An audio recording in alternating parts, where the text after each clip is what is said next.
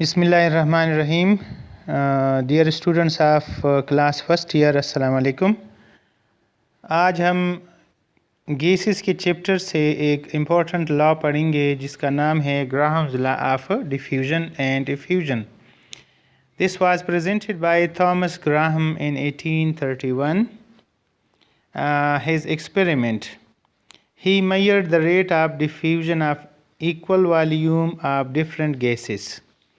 यानी उन्होंने एक एक्सपेरिमेंट किया था जिसमें उसने मुख्तलिफ़ गैसेस लिए थे, उनके इक्वल वॉल्यूम्स लेकर उनके रेट ऑफ डिफ्यूजन्स फाइंड किए थे। तो he kept temperature and pressure constant. इस दौरान उन्होंने टेम्परेचर को भी कांस्टेंट रखा था और प्रेशर भी उसने कांस्टेंट रखा था। यानी जो कंडीशंस थे वो दोनों टेम्परेचर की भी और प्रेशर की भी तमाम गैसेस के लिए सेम थे। ऑब्जर्वेशंस, उनके ऑब्जर्वेशंस ये थे कि gases of low density diffused faster than the gases of higher density. जिन गैसेस की डेंसिटी कम थी उनका रेट ऑफ डिफ्यूजन ज़्यादा था और जिन गैसेस की डेंसिटी ज़्यादा थी उनका रेट ऑफ डिफ्यूजन लो था या कम था। यानी रेट और डेंसिटी आपस में इन्वर्सली रिलेटेड थे। For example, hydrogen diffused faster than methane gas. Methane gas का मोलर मास 16 है, हाइड्रोजन का मोलर मास 2 है। हाइड्रोजन की डेंसिटी कम है जबकि मीथेन की डेंसिटी ज़्यादा है, इसलिए hydrogen diffused faster than methane. Nitrogen diffused faster than carbon dioxide. Nitrogen का मोलर मास 28 जबकि कार्बन डाइऑक्साइड का मोलर मास 44 है, इसलिए rate of diffusion of nitrogen ज़्यादा था जबकि rate of diffusion of carbon dioxide कम था। इससे साबित होता है कि molar mass of the gas it is also inversely related to the rate of diffusion. Next है derivation of Graham's law of diffusion and effusion. Mathematically इस law को हम डिराइव करेंगे तो उसके लिए सबसे पहले डिफिनेशन पढ़ेंगे।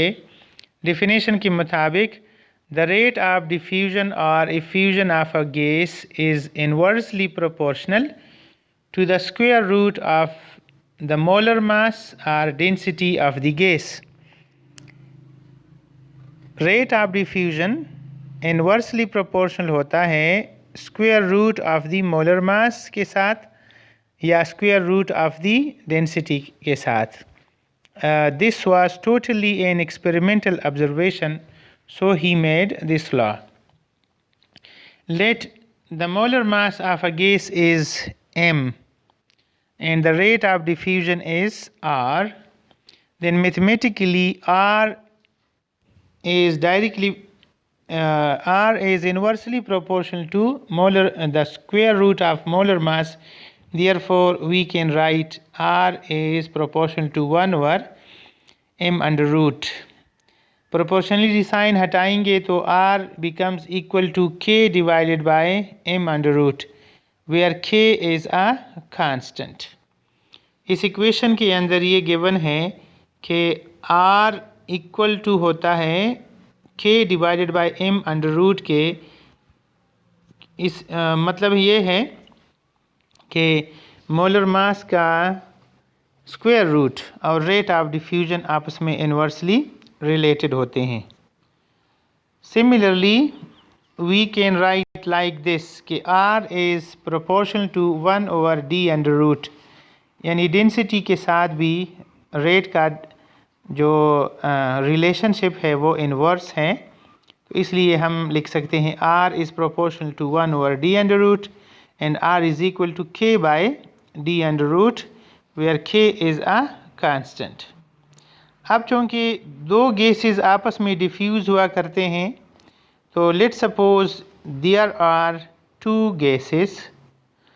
For gas number 1 we can write R1 is equal to K over M1 under root or K over D under root, D1 under root. For gas 2 जो ग्रीन में लिखा है R2 is equal to K over M2 under root or we can also write K over D2 under root. This will be our equation number 2. अब इनको compare करने के लिए हम ये कर सकते हैं कि डिवाइड इक्वेशन नंबर 1 बाय 2. आप ये भी कर सकते हो कि 2 को 1 पर डिवाइड करें, इससे कोई फ़र्क नहीं पड़ता. But generally R1 is divided by R2. तो हम अब लिख सकते हैं कि R1 over R2 is equal to K divided by M1 under root divided by K over M2 under root. अब हम जो डिवीज़न का साइन है उसको मल्टीप्लिकेशन में चेंज करेंगे और ग्रीन कलर का जो K over M2 under root है ये रिवर्ट हो जाएगा. इसलिए नेक्स्ट बनेगा R1 divided by R2 is equal to K over M1 under root multiply by M2 under root divided by K.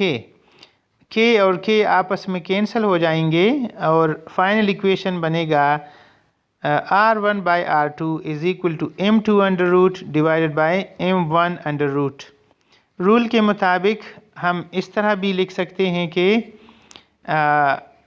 M2 divided by M1 whole under root, यानी दोनों को एक ही अंडर रूट के नीचे भी हम लिख सकते हैं. तो this equation final equation is the mathematical equation of Graham's law. अब हमें पता है कि हमें ये भी पता है कि गैसेस की जो डेंसिटी होती है वो मोलर मास के साथ डायरेक्टली रिलेटेड होती है. Since the density is directly proportional to the molar mass, that is why equation number 3 can be written as R1 by R2 is equal to D2 divided by D1 under root. This is equation number 4. So for comparison purposes, अगर हम अब suppose कर लें कि हमें density भी given है दोनों गैसेस की और हमने रेट्स भी फाइंड कर ली है, तो हम ये जानना चाहते हैं कि पहली गैस दूसरी गैस की निस्बत कितने हायर रेट या लोअर रेट के साथ डिफ्यूज़ कर रही है.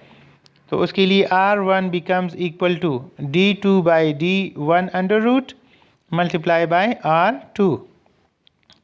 R1 is इसका मतलब क्या है कि R1 is D2 over D1 under root times higher than R2. अगर फ़र्ज़ करो D2 divided by D1 का अंडर रूट ये फ्रैक्शन में आ जाए तो फिर हम ये कह सकते हैं कि R1 is D2 over D1 times lower than R2. ये डिपेंड करेगा इन दोनों के डेंसिटी के रेशियो के ऊपर. अब हम कुछ एग्जांपल सॉल्व करते हैं जो इसी लॉ के साथ रिलेटेड हैं और वो हैं एग्जांपल नंबर 19 4.19. वो कहते हैं कि equal volumes of HCl and SO2 are confined in a porous cylinder.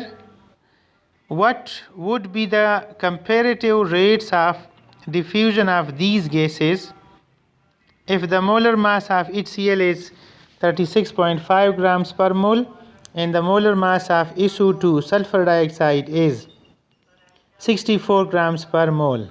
Solution: MHCl is equal to 36.5 gram per mole. Rate of HCl is equal to RHCl. Molar mass of SO2 is equal to 64 gram per mole and rate of diffusion of SO2 is equal to यहाँ पर RHCl गलत लिखा हुआ है, this is RSO2. Sorry इसके लिए. Graham's law. According to Graham's law, RHCl divided by RSO2 is equal to MSO2 over MHCl. That is equal to 64 divided by 36.5.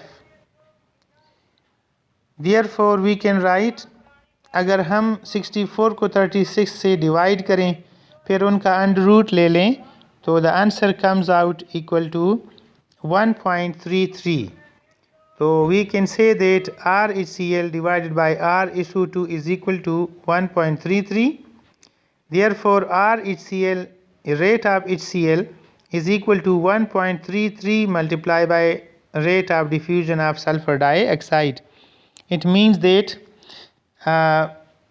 HCl diffuses 1.33 times faster than sulfur dioxide. तो इसको हम यूँ compare कर सकते हैं कि RHCl is equal to 1.33 while the R sulfur dioxide is equal to 1. It means कि HCl का rate of diffusion sulfur dioxide से 1.33 times higher है. Let's solve another example. Example number 4.20. इस एग्जाम्पल में कहते हैं कि if 2.80 centimetre cubes of hydrogen diffuses in 40 seconds, how long will it take for 490 centimeter cube of a gas X whose vapor density is 25 to diffuse under the same conditions? इसमें कहते हैं कि hydrogen के 280 centimetre cubes 40 seconds में diffuse हो रहे हैं. अब अगर हमारे पास कोई गैस हो, उनकी वेपर डेंसिटी 25 हो, तो उनके 490 सेंटीमीटर क्यूब्स कितने टाइम में पास होंगे अगर कंडीशंस दोनों के लिए सेम हो. While molar mass of hydrogen is equal to 2 grams per mole और molar mass of X is equal to 2 multiply by its vapour density. ये बहुत इम्पोर्टेंट इक्वेशन है. कहीं पर भी अगर किसी चीज़ की वेपर डेंसिटी गिवन हो, उनको 2 से मल्टीप्लाई करें तो मोलर मास हासिल होगा. इसका अब हम सोल्यूशन पढ़ते हैं. तो सोल्यूशन के मुताबिक molar mass of hydrogen is equal to 2 grams per mole. Volume of hydrogen which diffuses is equal to 280 centimeter cubes. Time for hydrogen gas is equal to 40 seconds. The rate of diffusion is equal to velocity over time. आपको पता है कि speed जो है वो बराबर होता है वेलोसिटी ओवर टाइम के. तो यहाँ पर जितनी स्पीड ज़्यादा होगी रेट ऑफ डिफ्यूजन भी उतना ही ज़्यादा होगा. दोनों आपस में डायरेक्टली रिलेटेड हैं. हम लिख सकते हैं कि rate of diffusion is equal to velocity divided by time. इधर जो वॉल्यूम है वो वेलोसिटी के साथ डायरेक्टली रिलेटेड है. यानी अगर वेलोसिटी हायर हो तो ज़्यादा वॉल्यूम डिफ्यूज़ होगा और अगर वेलोसिटी कम हो तो कम वॉल्यूम डिफ्यूज़ होगा. इसलिए फाइनली लिख सकते हैं कि RH2 is equal to volume of hydrogen diffused over time. 280 centimetre cube इसका वॉल्यूम था जो यहाँ हमें गिवन था इक्वेशन के अंदर, एग्जांपल के अंदर. 280 को अब आप अगर डिवाइड करें 40 पे तो अगर कैंसिल हो जाए तो इसका आंसर आएगा 7 centimetre cubes per second. This is the rate of diffusion of hydrogen gas. अब हम दूसरे गैस के लिए भी ऐसा ही करेंगे. For gas X, Vx is equal to 490 centimeter cubes. Vapor density Vd is equal to 25. So Mx will be equal to 2 multiplied by vapor density, यानी 2 multiplied by 25 which is equal to 50 grams per mole. So the molar mass is equal to 50 grams पर मोल। Time इसका होगा Tx, चूँकि x gas है तो लिहाजा उसका time होगा Tx। अब rate of diffusion Rx is equal to volume diffused divided by time. Volume इसका 490 सेंटीमीटर क्यूब्स हैं, जबकि टाइम टेकन इसका है जिसको हम मैयर कैलकुलेट करेंगे, दैट इज़ Tx सेकेंड्स। तो कंपेयर बोथ, हाइड्रोजन को अगर Rx के साथ x के साथ हम करेंगे तो RH2 divide by Rx will be equal to rate of diffusion of hydrogen यानी 7 centimetre cubes per second divided by rate of diffusion of other gas यानी 490 into 490 over Tx centimetre cubes. यहाँ पर हम लिख सकते हैं कि 7 centimetre cubes per second multiply by Tx divided by 490, यानी जो डिवीज़न का साइन है अगर हम इसको मल्टीप्लिकेशन में कन्वर्ट करेंगे तो 490 ओवर T रिवर्ट हो जाएगा और ये हो जाएगा Tx डिवाइड बाय 490। अब हम 7 को 49 से कैंसिल करते हैं तो 7 आंसर आता है और 0 लगाते हैं तो 70 हो जाता है। लिहाजा हमें मिलता है RH2 divide by Rx is equal to Tx divided by 70। Graham's law states, इसके मुताबिक RH2 divided by Rx is equal to Mx over MH2 is equal to 50 over 2 under root, और अगर 50 को 2 पर डिवाइड करें तो 25 अंडर रूट निकालें तो 5 इसका आंसर आ जाएगा। इसलिए हम अब लिख सकते हैं कि Tx over 70 is equal to 5, क्योंकि Tx ओवर 70 हमें RH2 डिवाइडेड बाय Rx से मिला था। ये याद रखें कि RH2 over Rx is equal to Tx divide by 70, जो कि further RH2 over Rx Mx by MH2 under root के बराबर था, उसका 5 आंसर आया था। तो Tx by 70 is equal to 5 and Tx will become equal to 5 multiply by 70, that is equal to 360 seconds. So this gas X will take 360 times to diffuse as compared to hydrogen gas. अब एक दफ़ा फिर बताता चलूँ कि molar mass of X is equal to 50 while molar mass of hydrogen is equal to 2 only. तो hydrogen 40 seconds में diffuse करता है, जबकि ये गैस 350 सेकेंड्स में डिफ्यूज़ करता है। Thank you very much. अगर कोई क्वेश्चन हो तो मुझे इनबॉक्स कीजिए या व्हाट्सएप पर मुझे क्वेश्चन सेंड करें, आपको मैं इंशाल्लाह उनका जवाब दूंगा। शुक्रिया, थैंक यू वेरी मच।